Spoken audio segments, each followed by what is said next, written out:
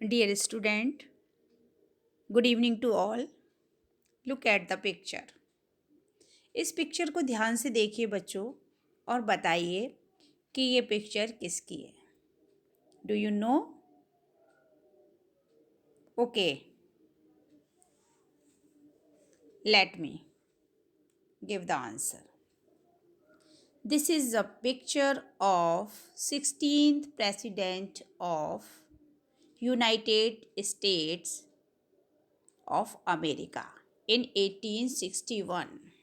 Yes, बच्चों, Abraham Lincoln की जो पिक्चर है ये आप देख रहे हैं और आज मैं आपको इनकी लाइफ से जुड़ी हुई एक ऐसी स्टोरी सुनाना चाहती हूँ जो निश्चित ही आपको मोटिवेट करेगी.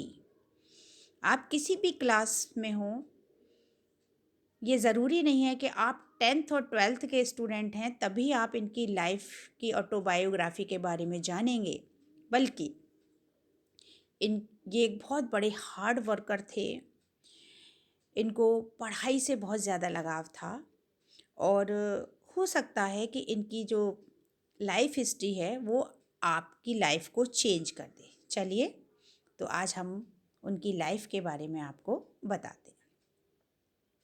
अब्राहम लिंकन का जन्म 1809 में लैरियो काउंटी, अमेरिका में हुआ था. एक बहुत ही गरीब परिवार में कह सकते हो आप. इतने गरीब थे कि इनके पास पढ़ने के लिए क्या खाने के लिए भी पैसे नहीं थे.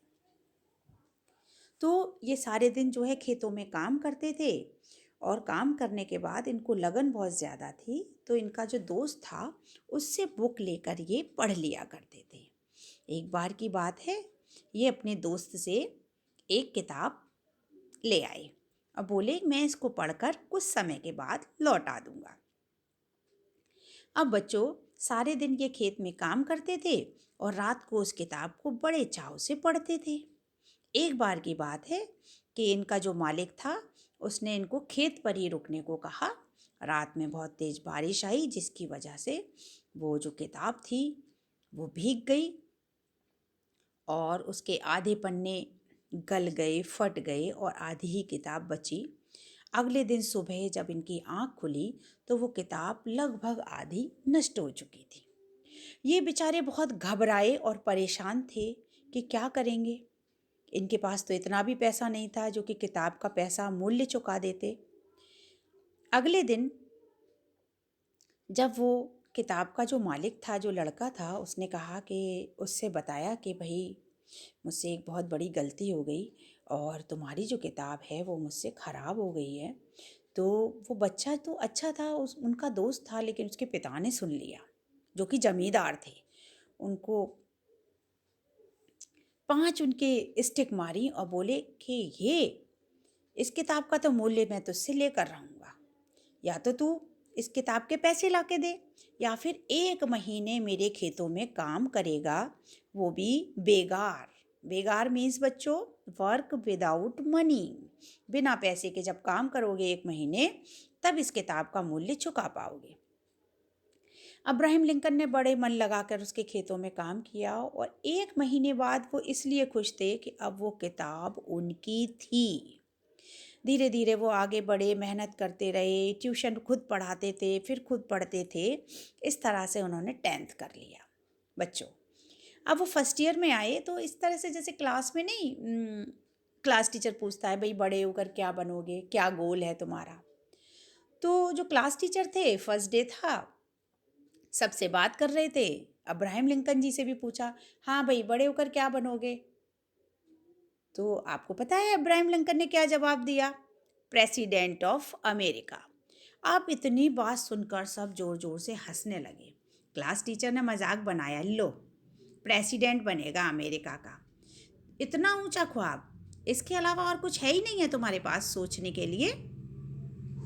वो कहता है हाँ, ये मेरा स्वप्न है कि मैं अमेरिका का प्रेसिडेंट बनूं. इसके बाद क्या था, लोगों ने उनकी हंसी उड़ानी शुरू कर दी और लगातार वो प्रयास करते रहे, पढ़ाई करते रहे और रिजल्ट आपके सामने है. पहाड़ों की तरफ निकल जाते थे, वहाँ जाकर जो पहाड़ होते थे, चौक भी उनके पास नहीं थी, कॉपी का भी हिल्ला हवाला नहीं था। ऐसे में वो क्या करते थे कि कोयले से लिखते थे, और कोयले से लिखने के बाद उसको कपड़े से मिटा देते थे। इस तरह से उन्होंने अपनी पढ़ाई पूरी करी, और पढ़ाई पूरी करके रिज़ल्ट आपके सामने है कि वो अमेरिका के एक बहुत बड़े राष्ट्रपति बने। उनका मानना था discipline is choosing between what you want now and what you want most. Discipline आपको बताता है कि आप चूज करो कि आप क्या चाहते हो और सबसे ज़्यादा क्या चाहते हो। तो हर व्यक्ति को अपने जीवन में जो है वो डिसिप्लिन को लाना चाहिए। और आपकी जो स्टूडेंट लाइफ होती है, इसमें जो डिसिप्लिन है वो बहुत बड़ा एक रोल प्ले करता है। अगर आप वेल डिसिप्लिन्ड हैं तो आप बहुत अच्छे से पढ़ सकते हैं, अच्छे से स्कूल जा सकते हैं। इनका मानना था nothing will divert me from my purpose.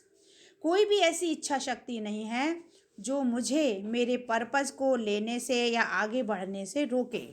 तो आज की कहानी में आपने सुना अब्राहम लिंकन के बारे में, और अब्राहम लिंकन के बारे में सुनकर और समझकर इतना आपको समझ में आ गया होगा,